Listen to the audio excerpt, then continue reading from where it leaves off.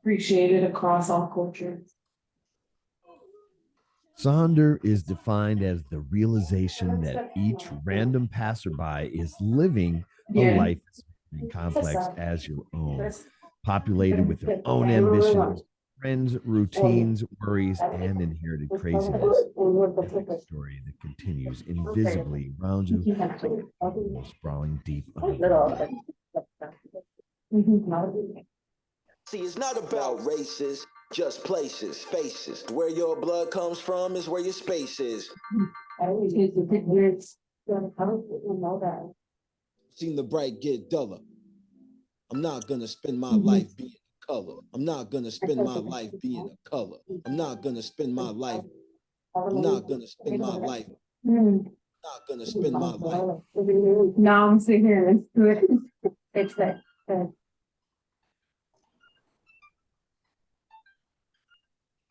Anyone else in the blink of an eye, as we You've always been an inquisitive little kid. Unfamiliar faces, our minds swiftly formulate unconscious judgments about the identities of those individuals, judgments that may or may not align with reality. By cultivating active and conscious awareness, we all possess the capacity to reshape our perceptions, allowing the true essence of others to emerge. Today, we'll explore perceptions of race, utilizing human faces as visually driven focal points. A relationship. Where does true hope for humanity lie in such a racialized society, such a racialized world? Perhaps it lies in consecutive open forums such as this one for the exchange of ideas, perspectives, and emotions. It may also lie in the conscious act of carrying out meaningful efforts towards solving the insurmountable suffering it has caused us all. I showed you a video in the beginning of this session, which was Michael Jackson's Black or White video, which came out in 1991. And I remember being so mesmerized by the way in which the faces would morph into someone else. And in 2024, it kind of reminds me of swiping through Tinder, and the faces just change. All the shapes, everything just changes over as you swipe through. And it really reminded me of that music video. And I always wanted to be in that music video. So I put myself in there, if anyone happened to notice. When I was in college as an undergraduate, I would consider myself very much an idealist. And I had these huge optimistic ideas of what the future held, particularly as it relates to human relations. And now we find ourselves in the midst of failing diversity, equity, and inclusion programs, and this whole shift back to kind of the way things were. And I'm really wanted to see what could I do personally to help bring about change. You know, of course, as a sociology professor, we spend a lot of time talking about these things, but it doesn't really go beyond that. So this is my opportunity to bring this kind of these ideas to light. And I'm also trying out some new technology. I'm using OBS live stream. And so there could be some little technical snafus, and I know you'll be all right with that. We encounter a lot of people in our lifetime. 80,000 people on average is the number of people we encounter in our lifetime. When I found that fact, I found it amazing. But it is just 0.001% of the world population. You never meet the remaining 99.999% of the population, and just generalize human behavior and nature based on 1/1000th of a percent of the people that you meet. We want to keep facts at the forefront as we explore what, these encounters tell us and what our minds lead us to believe about these individuals, evaluating people when we see them, and what may be a millisecond constructs our reality. So we do size people up, and a lot of it is done unconsciously, but at the same time, they're sizing us up. And again, these are things that are happening like this. and we're probably not aware of them. And a lot of times when you talk about things like implicit bias, to me, let's just really get to, my goal with this is let's really get to the fundamental aspects of what we see and how that influences what we think and ultimately what we behave.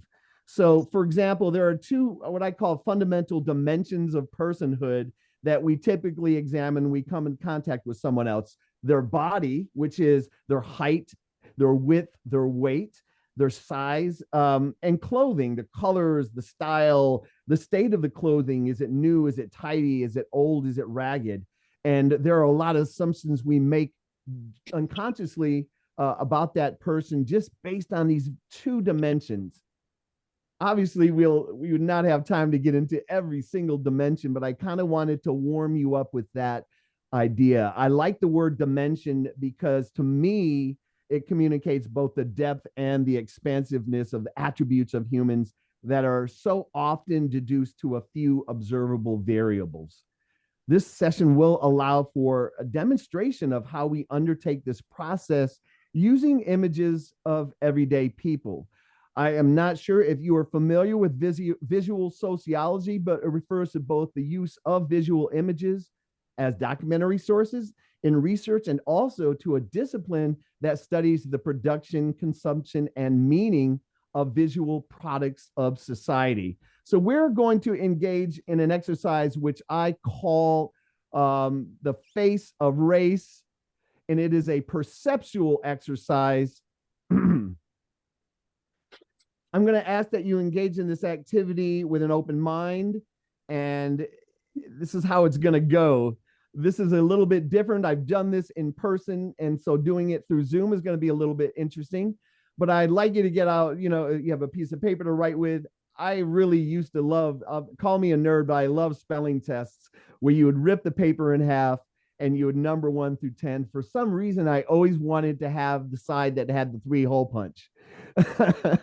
But whatever you need to write with, that's our analog kind of recording mechanism. And you'll be shown a total of 10 number ordered images.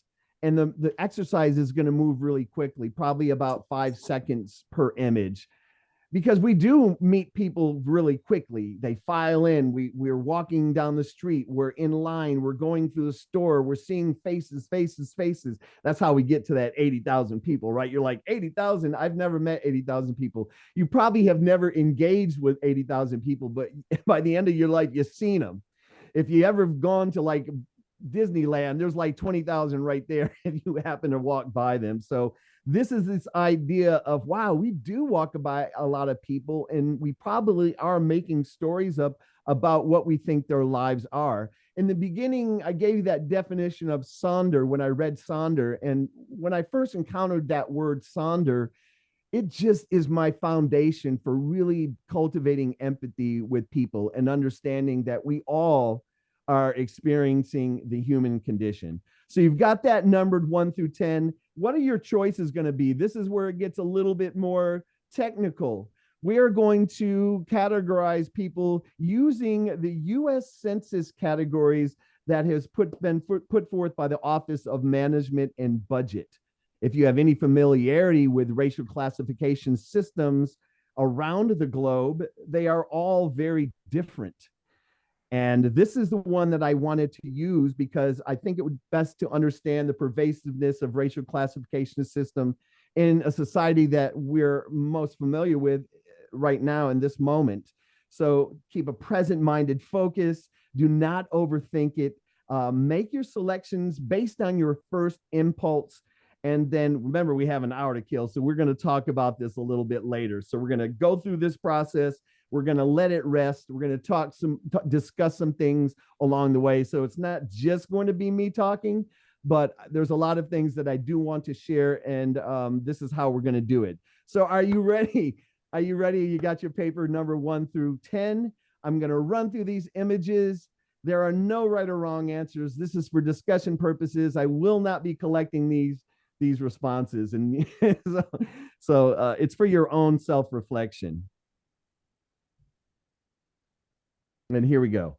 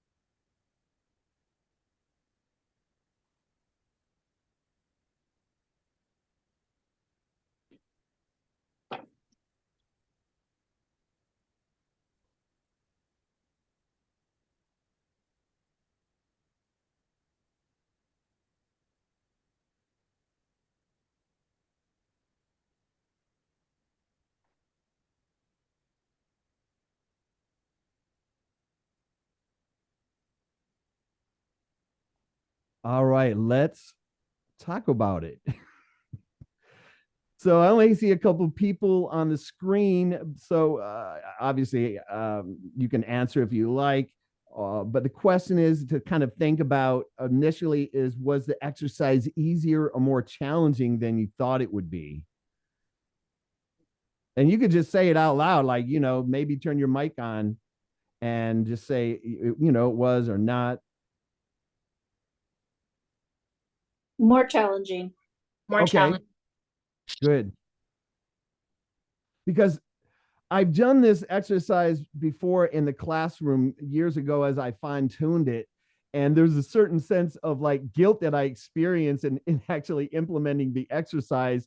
Because if you don't stay for the whole thing, you're like, this guy's out here trying to help people categorize people into races, but it's really not really that. That's not what's going on. And how did you feel about having to categorize people?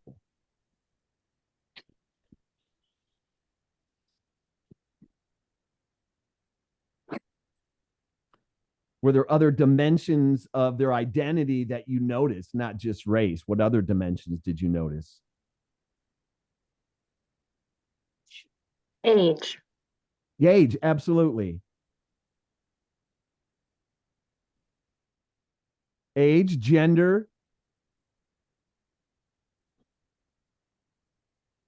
This my biggest fear is reading off the chat, but I think I'm going to conquer that fear.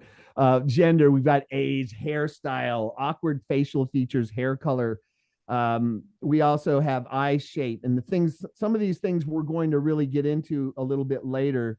But I also saw like level of attractiveness. I saw symmetry, facial symmetry. Was there facial symmetry or not? Were the earlobes connected or were they loose? There's like all these different kind of observable things without ascribing any meaning to them, right? We're just observing them. And, categorizing people kind of in this more aware, a way of awareness is a little bit different than kind of like in the back of our head, we're categorizing people. In graduate, another thing is that it seemed like they were all kind of mug shots, if you will. So no one looked happy or was smiling in the pictures either. Tell me what that means, like a mugshot. It's just like a why criminal. do you think? Okay, that is an interesting interpretation because what do people's emotional expressions? Do they tell us anything about them about people? Mm-hmm. Which is why when you do a mugshot, you remove all that. Like if I was this neutral face, mm-hmm. Everybody looks like a criminal. I certainly do. It says, I also found it odd that they weren't dressed. We'll talk about that stuff a little bit more, but it is kind of an institutional, neutral way of looking at that. So this is some really good, observations on that. Hold on one second here. When I was in graduate school, I took a sociology class, and it was called Race Relations Seminar. Remember, in grad school, everything was a seminar, and it sounded like really smart people took those classes. And we got to pick one society to really investigate. And the society that I picked, the country I picked, was South Africa, and looking at the racial classification. And it placed individuals during apartheid. If you're familiar with apartheid, which was from 1948 to 1991, is a system of segregation and discrimination on the grounds of race. There were individuals were labeled either as black, white, colored, or Indian. But to add to that, I remember that, and it was so long ago, but I still remember taking a deep dive and just really, I guess, kind of understanding what are the differences in white supremacy in another country compared to the United States. But the racial classification was made on the basis of how one was regarded by others. And I was like, wow, how someone regards you is how you are racially identified, not how you identify yourself.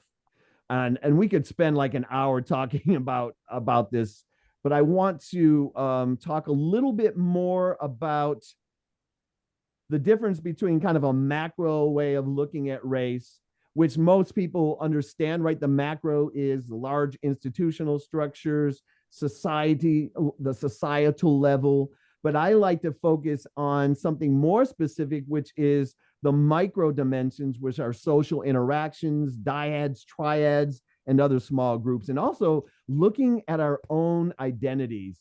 And again, I promised myself I wouldn't get too sociologically lectury, but I've got to throw some things out there so you understand how I'm operating. And symbolic interactionism is a micro level theory that focuses on meanings attached to human interaction. Communication, the exchange of meaning through language and symbols, is believed to be the way in which people make sense of their social worlds. So while we're out there, we are really trying to really make sense of our social worlds. We're trying to understand certain things about how we navigate, where things are, where do we fit into the mix, how are people perceiving us. And when I think about some other terms and concepts, a lot of times when we talk about things along the lines of race, people jump right to stereotypes. But I believe that there is a couple more things going on here. And stereotype is a widely held or fixed and oversimplified image or idea of a particular type, a person, or thing. An archetype is a very typical example of a certain or thing. A phenotype is the set of observable characteristics of an individual resulting from the interaction of its genotype with the environment. That's more of kind of biological sciences. And then we have physiognomy. And a physiognomy is a person's facial features or expression, especially when regarded as indicative of character or ethnic origin. So that really made me think about ways in which we're identifying people by using these characteristics. And again, we'll talk a little bit more about that, but let's take a little closer look at what these characteristics, how they're impacting the way that we see people. I like to use the word quantification when I talk about measurements. And if you ever took a quantitative statistics class, you know what I'm talking about. Measurement. And that's how we look at the average. That's how we look at the deviation of things. It's a numeric, it's a number. It's somewhat logical, somewhat non-judgmental. It's observable. But then we get into semantics. And again, I would consider myself a micro sociologist, but semantics is the meaning. Now, meanings are not just something that comes from the dictionary, even though I'm looking up words every day just to make sure I understand their meaning. And a lot of people use words very differently, don't they? The same words. We're going to talk about Eurasians. We're going to talk about those classifications in a little bit later, but we're going to hone in on some specific aspects of the way people look. One thing that people jump right to when they think about is skin color. Now, if we want to talk about people and racial categorization, every race, there is a great variety of skin tones within each race. But what I find interesting, and these are just for purposes of reflection, conversation, and contemplation. It isn't like these are the proposed names of these skin types. Now, I don't wear makeup, but I can imagine that there's even a greater diversity of semantics around skin type. But here we have fair, olive, light brown, brown, and black brown. And then you have these different Pantone colors if you've ever done any graphic design. To me, this is out there in the world. This is out there on the web. These kind of words are out there when these AIs are aggregating this information and giving people the nature of reality. Then we have hair. 4 more terms that I found: straight, wavy, curly, kinky, looking on how curly the hair is. Now, mind you, we don't necessarily look at someone and say they have straight hair, right? But somewhere deep down in that incredible computer we have between our ears, we are taking notes of these things really quickly. And sometimes if there is someone who is wearing a hairstyle that we feel is not what they should be wearing, it's very interesting that we start to make some judgments on that. We also have eyes, the shape of the eyes. Now, here again, we have some other, and again, to take the time to kind of look these up, I was like, what is going on in the way people describe this physiognomy? upturned eyes, hooded eyes, monolid eyes, closed set eyes, downturned eyes. I mean, these are descriptions I didn't even know existed. And these are descriptions I'm like, is someone really using that? You know, is someone saying, well, they really had, downturned eyes. Now, when we see things like close set eyes and wide set eyes, we are really looking at a kind of a normative average, aren't we? So I could see where quantification could move into semantics. There is a relationship between the two. Now we also have this lips, the thickness of the lips. Now, again, this is one of those things where I just didn't realize that there was actual words to describe these things. So someone is taking the time to give these words a description. The other thing that I thought interesting was, does anyone know what that structure on the face is called? It is called a philtrum. And there is a relationship between the thickness of the lips and the size of the philtrum. So I'm like, is someone actually taking an inventory of the size of someone's philtrum and then created some type of meaning behind it? So this is just in order to kind of dip your toe into the way in which these measurements and meanings bring to life the idea of what is the criteria that we are using to kind of size people up, as we said in the beginning. So the next thing that kind of over the last, let's say the last 10 to 15 years in looking at race and the way that things create dialogue, but also create a lot of emotion is, I know you're familiar with this lady right here, Rachel Dolezal. If you are not familiar with her, she was, let's say, outed as being someone who is white, but has just changed her identity and has lived as an African-American woman who taught Africana studies at a college, who was like the president of the NAACP in Spokane. And to me, when she was outed, it was like the media got a hold of it and really caused a huge stir. And interestingly enough, people had asked me about when that came out. They're like, what do you think about that? What do you think about Rachel Dolezal? And I said, you know what, I've got to really think about that. I've really got to think, because it's one of those things where I can't just say something. Why they asked me, to be honest, let me just tell you why they asked me, because I was a sociology and African-American studies double major in college, in undergrad. And it was a new department. The department hadn't even reached department status when I was there in the mid 90s.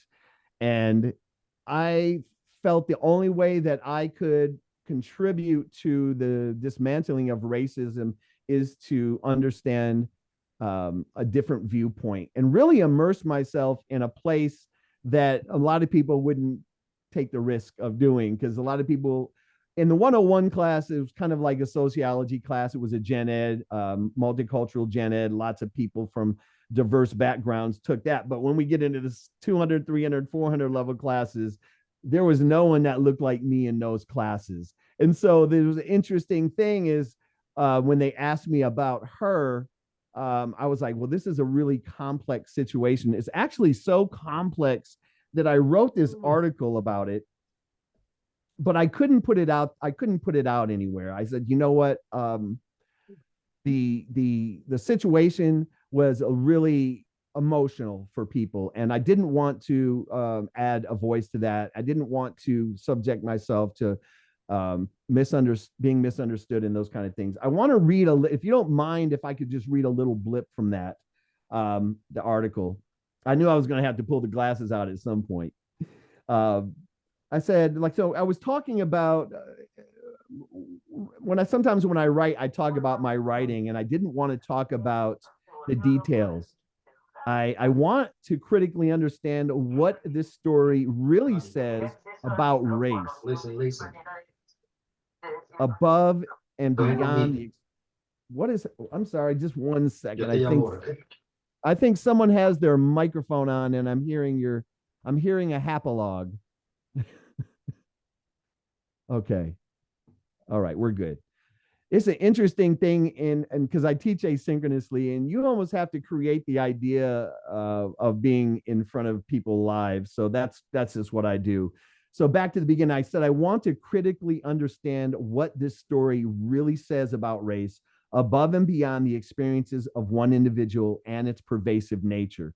Why it makes me question whether or not identity, a psychosocial phenomenon, penetrates the very fibers of our being, infiltrating our nervous system, resulting in an actual experience of feeling. I feel like a Black person, or I feel like a white person.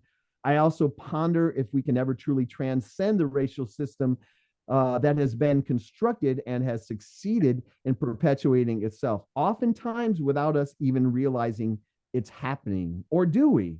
I openly admit that any academic writing on this subject matter has emerged from and was developed within the very same hegemonic system that such efforts proclaim as attempts to dismantle. No matter how hard one tries, there will always be traces of original thought. In academia, it can surface as tainted ideologies, biased methodologies, cloaked in incomprehensible rhetoric, and buried in confounded qualitative data in scrupulous yet biased quantitative analysis. It's like trying to separate people from stardust. Ultimately, what we and everything that makes up our world are made up of: our flesh, our bones, our neurons, only reconfigured and formed into something that is accepted as new, yet is undisputably very, very old. So thank you for listening to that. That was the depth at which I felt this needed to be looked upon. So this idea of transracial came out, and I'm still really not sure. I'm still kind of on this fence about what that means. Is that a word that is inclusive? It's almost like if we want to dismantle the racial system, but we're still using words that maintain its existence. So from an ideological standpoint.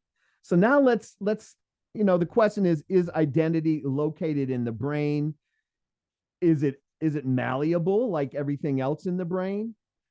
And I'll just leave that as kind of as a rhetorical question to think about. I don't really know. Maybe in my next lifetime, I'll become a neuroscientist and I'll figure that out. But right now, I am just a sociologist trying to figure out the social aspects of racial identification. So I'm going to give you the how the participants identified themselves and where I got the photos. And here we go now. This is kind of the big moment we've all been waiting for. This, can everybody see this? Okay, so this is how these individuals identified themselves. So let's just take a second to look at that.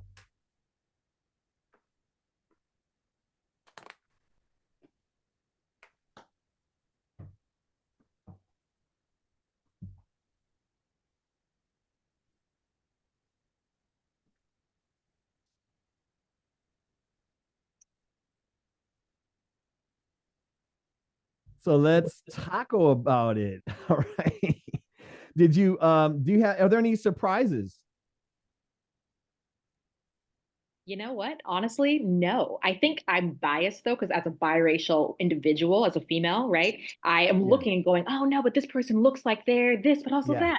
I thought, oh no, number 3, wait, I see too many things. And so it was a great exercise. I was challenged by it, but I kept thinking it looks like more than one ethnic mix. So I loved it. It was really actually very entertaining. Yeah, I find it entertaining, and I find it almost kind of like, oh, you know what? This is so much. This, if we allow people to identify themselves, which we're not going to stop those 80,000 people and say, tell me about your, even, and the other thing is, I don't think that is necessarily the best way to go about getting to know people to start at that point, and that's the whole idea is we can I could spend, 3 hours providing a history lesson and all of that. But what I really want to do is say, hey, you know what? How do we get to know people? And how do we remove this idea of the need to classify them? And this is kind of the crux of this. And let me tell you where this content came from. It's from a fellow sociologist. His name is Kip Fulbeck, and he created this book. And there's like about 225 photos of individuals who part of their identity is Hapa. And Hapa is a Hawaiian word that means like foreigner or someone who is of mixed ancestry. And what's happened is, over the course of his life, he was always asked by people, what are you?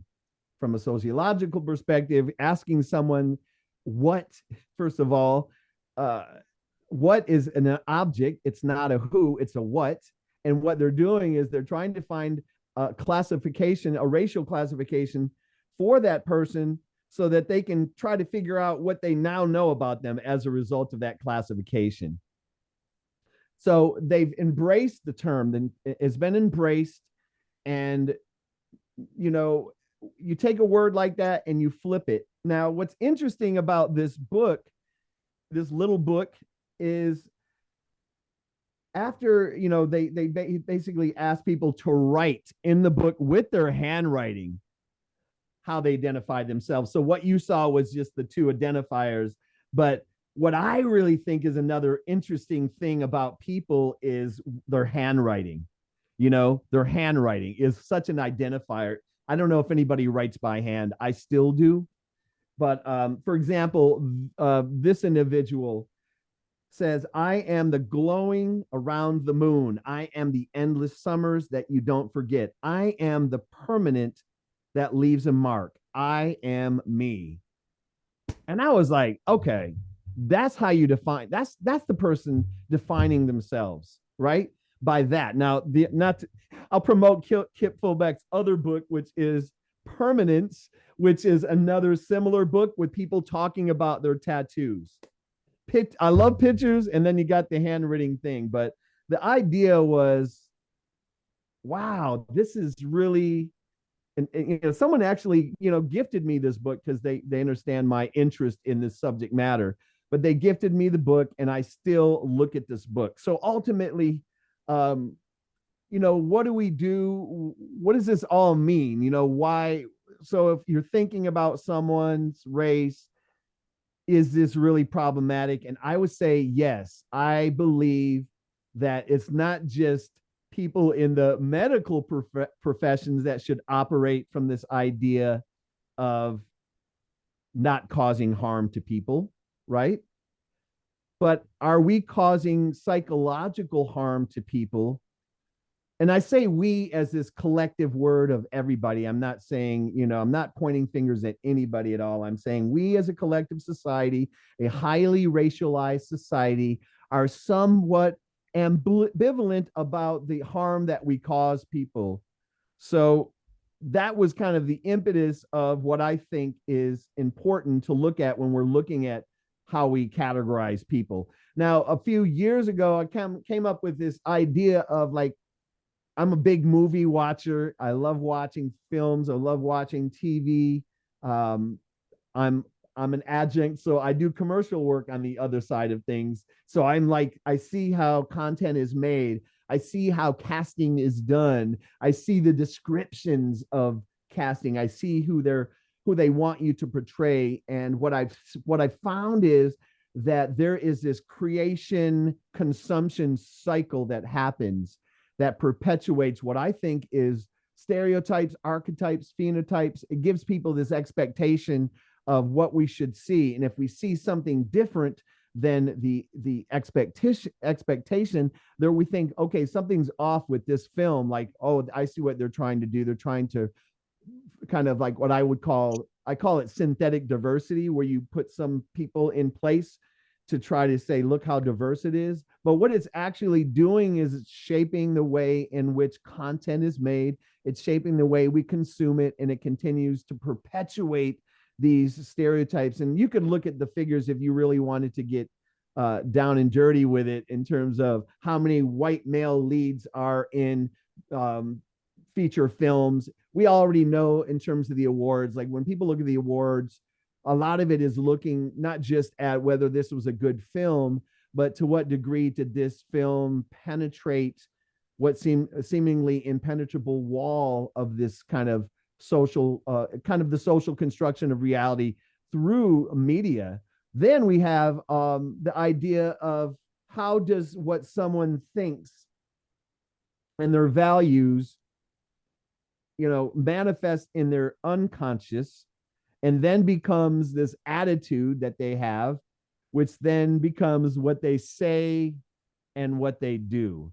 Because, people can sit quietly and think to themselves, right? But in essence, it's going to leak out somewhere, right? Is it not going to eventually rear its head in something? And how do we really move towards, and I say this with optimism, but I also say this kind of sounds like dreamland. Like, how can we move past race? How can we dismantle racism and move past? I've already come to realize it's not going to happen in my lifetime. Damn it. I really thought it would. That's called optimism, but I don't believe that it is impossible. And so just like most things, like trying to give up fried food, we got to just do what we can while we're here, even though it may not be like the perfect solution. So all of this finally brings us to what I think is an important discussion and a word that people are probably have heard of.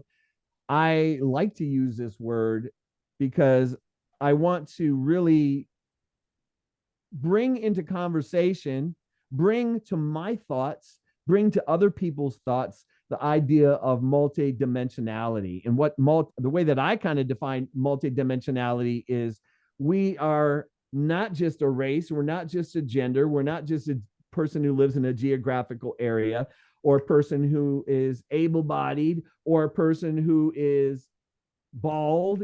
We can go on and on to the dimensions of people, for everything from culture to religion to education level. Those are dimensions to work with, right? That's a lot of dimensions. I normally like to ask people to list like the top 5 identifiers about themselves, one by order of how would you list them in order of meaning for you? And it's hard it's almost like, what is your top 5 favorite songs? It's very difficult to do that, but a lot of people will at least know right off the bat at least what the top 3 was, and it's usually race, gender, and religion. And I don't know, I'm not going to be able to quantify that now, but I think about those things. So when I think about multidimensionality and I think about getting to know people, I don't necessarily need to ask every individual person like a question about their life. I think I'd rather kind of get in what I call like an aggregate idea. I use what I call an aggregate approach, is a tabulation of self-identification without singling someone out, which the impetus for the anonymous survey. I'm going to pull that survey up. Hopefully some of you have been able to take it. There was only 3 when I started the workshop. We can still work with 3 pieces of data. Let's pull that up. And then we'll talk about that some more. I don't know if you've ever used Google surveys. If you've used Google survey, you know that on the back end is a way to view the data. So I'm going to zoom in a little bit so you can see. So there were 5 responses. Thank you for the 5 people, including me. You saw the questions. How to describe your religious belief system. Right off the bat, I believe there is this idea that everyone is monotheistic until proven otherwise, right? That is the reference point. It's not like, oh, everyone is an atheist, but I'm sure there's probably a few monotheists. The idea that if someone has a monotheistic perspective, sometimes they try to they see the other religious beliefs within that framework. What words do you use to describe your racial identity? We have a Caucasian, we have a non-applicable, a white, and a white. So there are different terms that people use. Do people use those terms because it's part of their identity, or is because what they think people expect them? We have the pronouns. What pronouns are being used? And again, if there were more data, it would just be rich. It would be more interesting to see. Sexual orientation, evolved, heterosexual, gay, straight, male. We are using different words differently. How would you describe your physical stature? I love, like someone says, I'm healthy, average, athletic, tall, small. And these words come from our comparison to other people, right? You don't know you're tall unless you're around other people who happen to be shorter. And you're like, wait, everybody's a little shorter than me. I must be tall. So the idea of our identity emerging from that. Here's some other ways to describe body composition. And again, these are just a few words, but it gives you a sense of what are people thinking about themselves. And if I use that as a starting point, and again, I don't need to know each individual. I just need to know, oh, there's some people in here that see them as a few extra pounds. Hey, I have a few extra pounds. Hey, I get that. We get each other on that. Level of attractiveness, that's from somebody else. One of those questions that if you've ever had to apply for a job and they were like, how would people describe you? That is really a challenging question, isn't it? How people describe you. I believe I have the survey question, which was, how would you, let's see, people would describe me as, okay, so one side is introverted as a 1 and extroverted as a 10. Some people feel misunderstood, some people don't. Have you ever really thought about that as an identity marker, the way that people feel, the way that their value orientation towards the future? Are they uncertain, which would be a 1? Are they very optimistic, which is a 10? Even though there's only 5 of us who took the survey, 80% are uncertain. So to me, it was like, wow, there's other people who are uncertain. There's other people who have a few extra pounds. So it's a broad range of dimensions that we're looking at. The survey was posted in chat. It's right at the beginning. And so if you missed that, if you want to take it, I can definitely send out, a link to the results or something. So when I kind of started to develop this workshop, I wanted, again, there to be a takeaway. I wanted it to last an hour, and I was like, well, that's a long time, right? But I said, you know what? You can do an hour. You can make it interesting.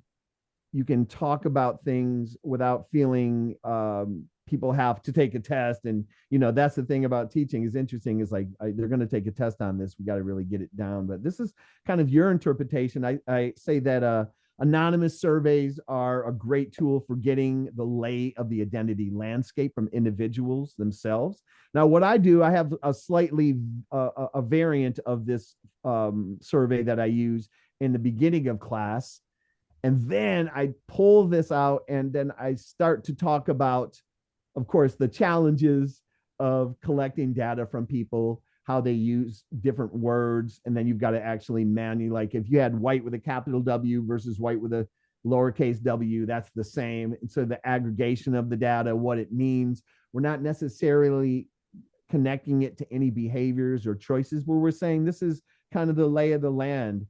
And Google Forms is really great for that. I think it's so cool to use. You don't have to necessarily explain it to students, the survey aspect of it, but it's just, you could just do it to get a sense of who's there in the room with you. And so remember, this brings me to kind of some closing comments on the idea of sizing people up. The idea of sizing people up, and again, the title of the workshop is Who Do You See When You See Me? Most of us, we don't know who people see. Do they see the same you that you see when you look in the mirror? Do they see the same you when you're presenting yourself in a certain way? I had this diagram on perceptual filters, but I was like, I think I'm just going to talk it through. I think you've gotten enough visuals, but perceptual filters that everybody has. And again, we people talk about implicit bias. We're really talking about the brain's use of a construction of perceptual filters based upon things like our upbringing, which of course, when we become an adult and are able to make these choices and change the way that we think, I think that at a certain point, like how you were raised should no longer be the thing, you know, that's guiding you. It's like, oh, that they were wrong, but I understand the context of why, but that's not how I operate, right? There's this other idea of proliferation. There's this idea of proliferation is when you see something and instead of just seeing it for what it is, like, oh, there's curly hair. Oh, there's, you know, this skin color, or, oh, there's this person is wearing this outfit. Then we begin to proliferate and go deeper into that aspect of their identity, what it means, what we think it means about who they are, their perception of themselves, the relationship of them to society. We're going on and on about that while we're walking, and then it just starts to be all this noise. So I think that one of the things that I always tell people the best way to do is to clear the slate. I see you as I see you. I see you as I think you see yourself. I see you as others may see you. And then you ask the question, how do you see me? And then you ask the question, how do you see yourself? So if you take some time to kind of go through those questions, I think it's going to open up your mind to a greater expansive way of thinking that goes beyond these minute aspects of a person's full multidimensionality. So that's where I'm going to end it here. And I'd be happy if anyone have any questions or comments. I was hoping to get an hour, but I think we're good right now.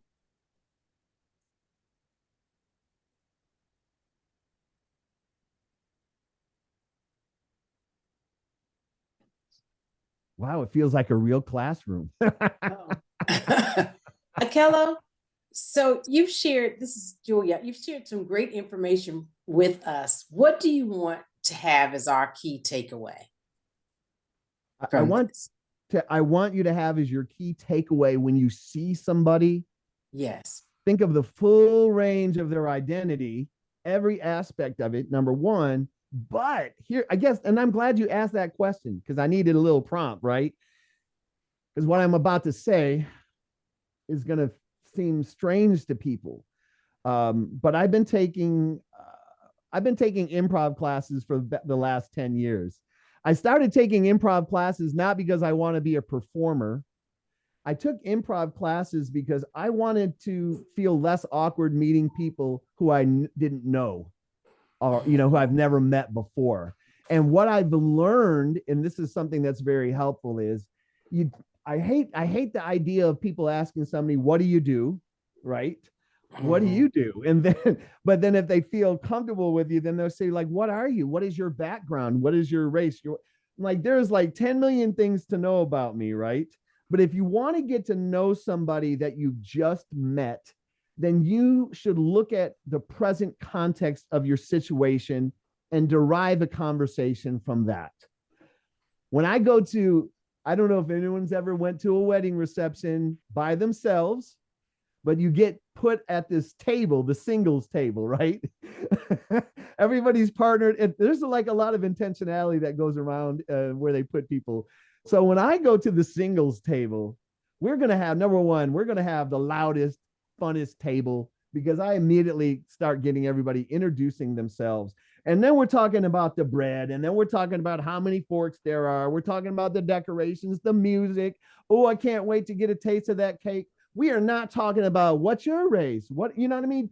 Get to know people in a way that is appropriate for the context, right? So all those personal details, if there's any aspect of you continuing to know that person, it's going to take weeks, months, maybe years. So let it play out. Don't start interrogating people about their identity, and let it emerge on their terms. And I think if that happens, I think we'd have a lot more of a harmonious society. That's just my opinion, but thank you for the question.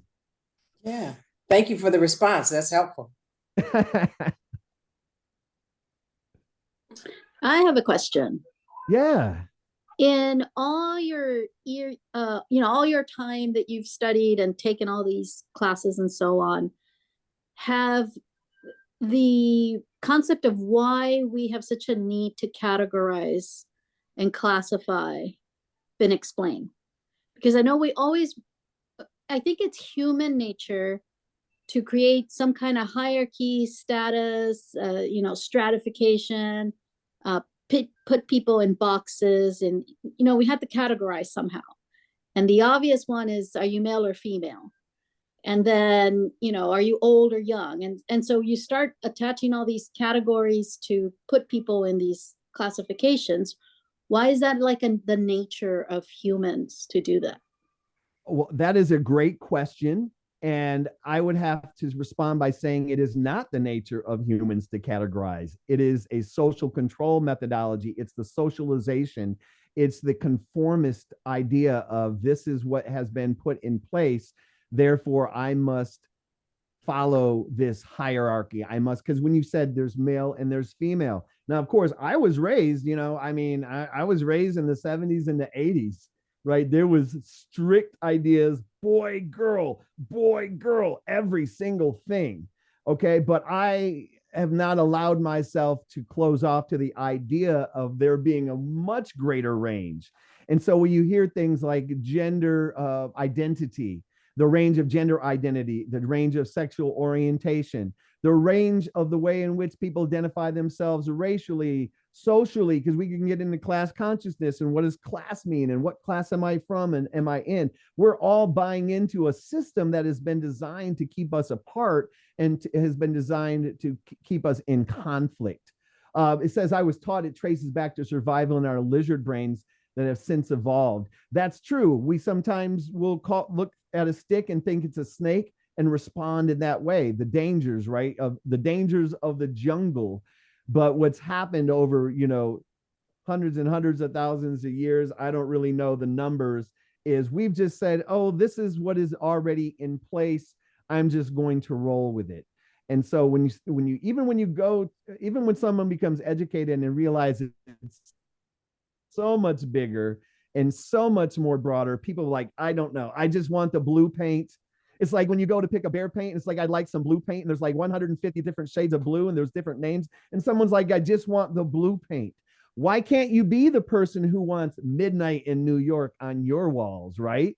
So I think it's the idea of there's a certain level of intellectual laziness, and I hate to use the word laziness because people see it in a negative way, but there's a laziness around people and their ability to see broader and more expansively. And you can't force people to do that, but you sure can say, you know what, there's a different way. And so maybe that is where we are right now, is maybe people will start choosing a different way. Oh, we've got a hand raised. Astatki? Yes, I can. Okay, I am myself unmuted. I like the phrase that you said, a system designed to keep us different and in conflict. Why would a system do that? Could you elaborate on that? Oh, absolutely. Why would a system do that? Because in the so-called evolution of human societies, there became this idea of surplus wealth, and surplus wealth means I have more than you. And then there's the power dynamic. And then people understand that, hey, I can actually benefit from someone else's oppression. Hey, I only got a certain number of years to live. I might as well live it to the fullest. There's a certain greed. There's a certain me. There's an individual, like our society. And this is, we're in the last couple of minutes, but thank you for these questions. In this society, is very individualized. I think anyone who's ever lived in another society that might be more collectively oriented towards the group and the group success, this very much is focused on what I can do, what I have done, me. And the idea of me being able to rise in this in this society means I'll probably have to step on other people. Does that make sense? And I think that's really interesting that even today, as much as we would like to, I think some of us would like to move to a communal situation, or we're creating communal situations within institutions across the board. Our society is very individually focused and highly competitive, which means that other people are going to be stepped on along the way. It's a crabs in a barrel thing. And I'm sorry, that's where we find ourselves in 2024. But I'm a person that likes to start on time. I like to end on time. And we are at 12:58 and 36 seconds. Any one last question or comment? And I'm sorry, the chat, I see that in the chat. Hopefully everyone can read that. Oh, all right. That is just a comment. It says, like the challenge of being less awkward with strangers and the notion of not taking questions of what you do or where you're from to begin the conversation. Absolutely. We cannot expect everybody to think that way, but try it. It's fun. And again, the experience that I've had with improv, you go to an improv class, nobody knows what you do. They don't know anything about you. We're just going to create this reality together. So we created this reality together for an hour. It moved really quickly. Thank you so much. I really appreciate everyone coming. It was a huge group. I thought there would be 15 people, but there wasn't.